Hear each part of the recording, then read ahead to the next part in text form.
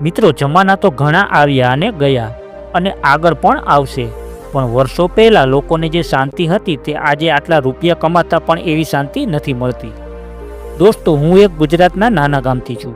મેં જ્યારે મારા ગામના વડીલોને પૂછ્યું કે તમને કયો જમાનો ખૂબ ગમતો, ત્યારે બધાનો એક જ જવાબ હતો કે આજથી 30 થી 35 વર્ષ પહેલાંનો. એટલે મેં એ લોકોને પૂછ્યું, એ જમાનામાં તો એવું તો વળી શું હતું કે તમને આજના આ સગવડ સુવિધાવાળા જમાના કરતાં એ જમાનો ગમતો? ત્યારે મને બધા તરફથી અલગ અલગ જવાબ મળ્યા, જે આજે હું તમારી સાથે શેર કરવાનો છું, જેને સાંભળીને તમને પણ એવું લાગશે કે સાચે જ આ ટેકનોલોજીવાળા જમાના કરતાં એ જમાનો ખૂબ જ સારો હતો. વિડીયોમાં આગળ વધતા પહેલાં મિત્રો, તમને દિલથી એક નિવેદન છે કે તમને આવા ભૂતકાળના અને આવા જૂના વિડીયો જોવા પસંદ હોય તો આ ચેનલને અત્યારે સબસ્ક્રાઈબ કરી દેજો, જેથી તમને આપણા ભૂતકાળના દિવસોને મારા આ જૂના અને સુંદર વિડીયો થકી જોઈ શકો. તો મિત્રો, સૌથી પહેલાં એક દાદાએ સરસ જવાબ આપ્યો કે આજથી 40 વર્ષ પહેલાં આટલા વાહનોની સુવિધા નહોતી, એટલે અમારે વાડીએ જવું હોય કે આજુબાજુના ગામમાં જવું હોય બધે ચાલીને જતા, એટલે અમારે આજની પેઢીની જેમ જીમમાં નહોતું જવું પડતું. આખા દિવસમાં એટલી કસરત થઈ જતી કે સાંજે થાક્યા પાક્યા 9 વાગ્યામાં જ ઊંઘ આવી જતી. આટલી વાત વચ્ચે જ બીજા દાદા કહેવા લાગ્યા કે એ જમાનામાં ખાણીપીણીનું ખૂબ જ સુખ હતું. ઘી દૂધની નદી વહેતી, સવારે ઉઠીને શિરામણમાં ઘી ગોળને રોટલી ખાઈ લેતા, એટલે બપોર સુધી ભૂખ જ ન લાગતી. અને બપોરે ખેતરે ભાત આવતું, એમાં પણ ઘી ગોળ રોટલો ડુંગળી અને ઘાટી છાશ હોય, જેને ખુલ્લા ખેતરમાં બેસીને ખાવાનો જે આનંદ મળતો એવો આનંદ આજે 5 સ્ટાર હોટલમાં પણ નથી મળતો. મિત્રો, એ વસ્તુ તો મેં પણ જોઈ છે કે એ જમાનામાં દરેકના ઘરમાં ગાય કે ભેંસ જોવા મળી જતી. લોકો ત્યારે પાડોશીને કે જેમની ઘરે પશુ ન હોય એમને છાશ પણ સાવ મફતમાં આપતા. આજે છાશ પણ 20 રૂપિયાનો એક લોટો મળે છે. આગળ વાત કરતા એ દાદા બોલ્યા કે આજે લોકોની કિંમત સાવ ઘટી ગઈ છે, પણ એ જમાનામાં માણસાઈ ખૂબ હતી. લોકો એકબીજાના દુઃખમાં ભાગ લેતા. એ જમાનામાં મર્યાદા, સંસ્કાર અને આવકાર આ બધું ખૂબ જ હતું. ભલે લોકોના કપડાં મેલા હોય, પણ દિલ એકદમ સાફ હતા. આજે લોકોમાં સંસ્કાર કે શરમ જેવું કાંઈ રહ્યું નથી. આજે લોકો રૂપિયાની પાછળ આંધળા થઈ ગયા છે. આવું પહેલાં નહોતું. આગળ વાત કરતા બીજા દાદા બોલ્યા કે અમારા એ જમાનામાં આજ જેટલી દેખાદેખી નહોતી.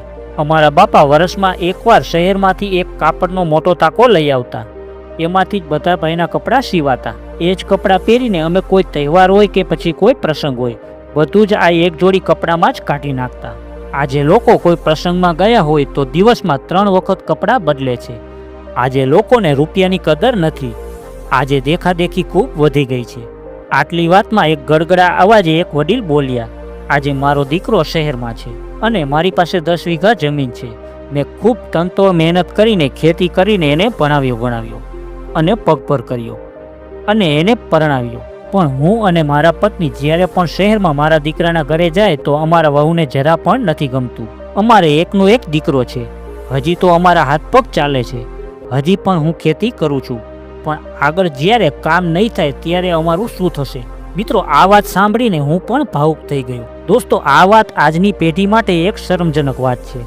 મિત્રો, જે મા બાપે આપણને પેટે પાટા બાંધીને અહીંયા સુધી પહોંચાડીએ એની સાથે આવું ન થવું જોઈએ. એ વાત પરથી એક બીજા દાદા બોલ્યા, અમે એ જમાનામાં બધા પરિવારના લોકો સંપીને રહેતા. એ જમાનામાં અમે ઘરડાની ખૂબ સેવા કરતા. અમે વડીલોને પૂછીને જ બધું કામ કરતા. જ્યારે આજની પેઢી ન કરવાનું કરીને બેસે છે, પછી એના મા બાપને નીચું જોયા જેવું થાય છે. દોસ્તો, આ બધી વાત વચ્ચે એક દાદા જણાવે છે કે અમે લોકોએ જે કામ કર્યા છે એનું ભાગનું કામ પણ આજની પેઢી નથી કરતી. અમે સવારે ઉઠીને ગાડું બળદ લઈને આખો દિવસ ખેતરે કામ કરતા. ત્યારે બધું જ કામ બળદથી જ થતું. ત્યારે લાઇટની સગવડ પણ નહોતી, મશીન પણ નહોતા. ત્યારે અમે કો હાંકીને પાણી કાઢતા, તનતોડ મહેનત કરતા અને જેટલું હતું એટલામાં જ ખુશ હતા અને જીવનમાં ખૂબ જ શાંતિ હતી. આજે તો લોકો લોનના હપ્તા ભરવામાંથી જ નવરા નથી થતા. આ બધું પત્યા પછી એક દાદા બોલ્યા, આજે તો છોકરા ભાગીને લગ્ન કરે છે, પણ અમારા જમાનામાં તો વડીલો જ્યાં નક્કી કરતા ત્યાં જ લગ્ન થતા. અને એ જમાનામાં છોકરી જોવાનું કે એવું પણ કાંઈ નહોતું. બસ ખાલી એકબીજાની ખાનદાની જોઈને છોકરા છોકરીના લગ્ન નક્કી થઈ જતા. આજે માણસો ખાનદાની નથી જોતા. આજે લોકો રૂપિયા જોઈને જ લગ્ન કરે છે, જે આગળ જઈને થોડા ટાઈમમાં તૂટી જાય છે. આજની સામે એ જમાનામાં ઘણા ઓછા લગ્ન તૂટતા, કેમ કે લોકોને સમાજની શરમ હતી. એમની આબરૂ જવાની બીક હતી. આ વાત પછી એક દાદા બોલ્યા, એ જમાનામાં લોકો ખૂબ ધાર્મિક હતા. એમાંય સાતમ આઠમના તહેવાર આવવાના 15 દિવસ પહેલા લોકોમાં એક અલગ જ ઉત્સાહ જોવા મળતો અને રાત્રે ગામના ચોકમાં લોકો ધૂન અને રાસ ગરબાનું આયોજન કરતા. ભલે ત્યારે લોકો પાસે આટલા રૂપિયા નહોતા, પણ તહેવાર ખૂબ જ ધામધૂમથી ઉજવતા. ત્યારે આજ જેવી મીઠાઈ પણ નહોતી. ત્યારે તહેવારમાં મોટા ભાગે મોતિયા લાડવા અને સેવદર, જે ઘઉંના લોટમાંથી બનતો, બસ આવી જ મીઠાઈ બનતી. મનોરંજનમાં પણ આજની જેમ મોબાઈલ કે ટીવી જેવું કંઈ નહોતું. ત્યારે ગામની આજુબાજુમાં ભરાતા મેળા હોય કે દોસ્તો સાથે રમત રમીને જ મનોરંજન કરતા. આજના જમાનામાં લોકોને પરિવાર સાથે બેસીને સુખ દુઃખની વાત કરવાનો પણ ટાઈમ નથી. એ જમાનામાં લોકો ગામના પાદરમાં ભેગા મળીને સુખ દુઃખની વાતો કરતા, હળી મળીને રહેતા, જે આજે બધું જ બદલાઈ ગયું. આના પરથી એક વાત મને આજે યાદ આવે છે કે કેવો જમાનો આવી ગયો આજે, કે પહેલાં આપણે કોઈને બસ સ્ટેન્ડ પર છોડવા જતા તો પણ આંખ ભીની થઈ જતી. આજે લોકોને સ્મશાન ઘાટ પર જઈને પણ આંખમાં આંસુ નથી આવતા. કેટલો સમય બદલાઈ ગયો કે સિઝેરિયન વગર કોઈ આવતું નથી અને વેન્ટિલેટર વગર કોઈ જાતું નથી. મિત્રો, એ વડીલોએ મને એ જમાનાની ઘણી વાતો જણાવી જે મને ખૂબ જ ગમી. એમાંથી આ થોડી વાતો મેં તમને જણાવી. તો મિત્રો, તમને આ વડીલોની વાત કેવી લાગી મને કોમેન્ટ કરીને જરૂર જણાવજો. અને વિડીયો ગમ્યો હોય તો વિડીયોને લાઇક અને ચેનલને સબસ્ક્રાઈબ કરી દેજો. તો ફરી મળીએ આવા જ એક બીજા વિડીયોમાં.